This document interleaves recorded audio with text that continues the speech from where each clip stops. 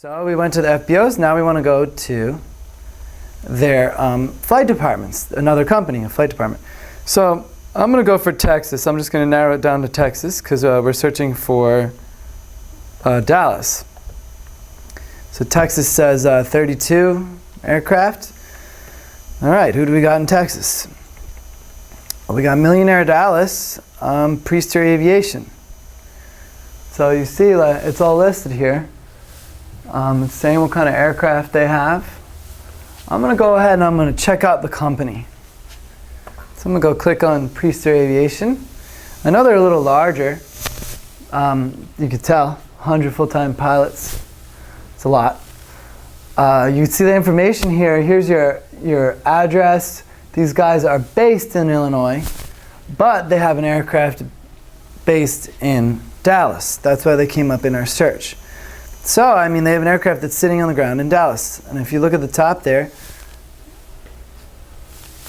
so that's your, in Dallas right there. Those are your two aircraft that are available. And they're both heavy jets.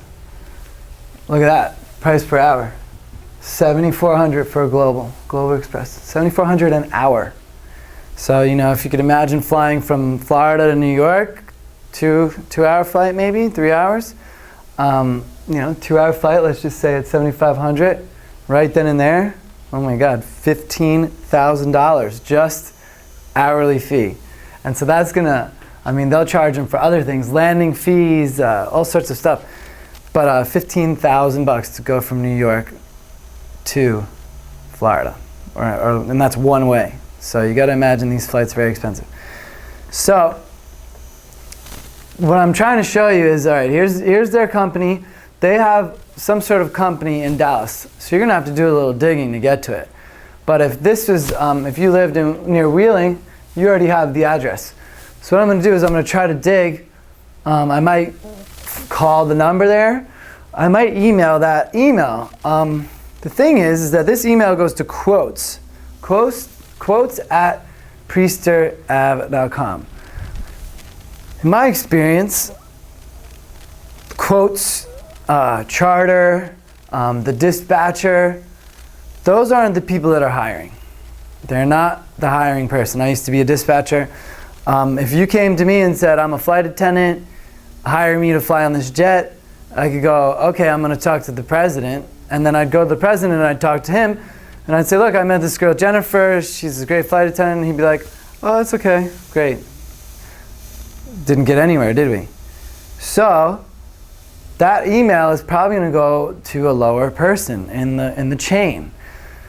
You want to try to get to the higher person. You want to get to the pilot. You want to get to the president. You want to get to the chief flight attendant, the lead flight attendant.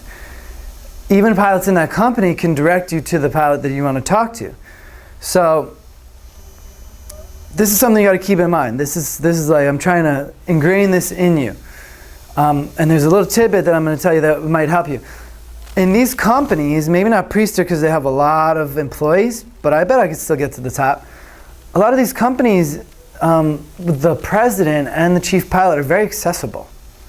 In my company, we had 6 jets. This company I worked for in California, we had 6 jets. You could walk into our office. You could walk into the president's office. There wasn't even like a secretary.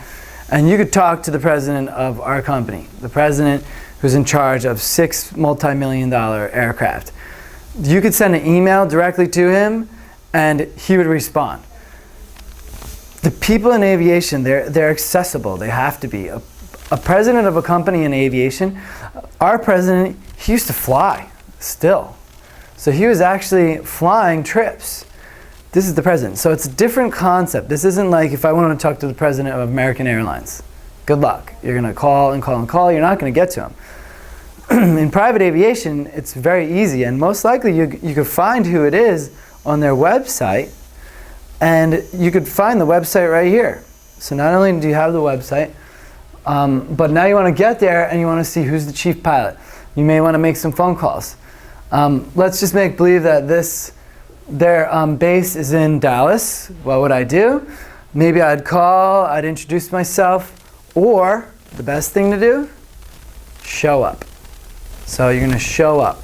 Before you showed up, though, you might do a little making some friends. You might go on LinkedIn, find the chief pilot, say hello, how you doing? I'm in Dallas, blah, blah, blah. So now you have a little idea. Maybe you now know that Dave is the chief pilot. So when you walk into Priester Aviation headquarters in Dallas, hey, can I speak to Dave?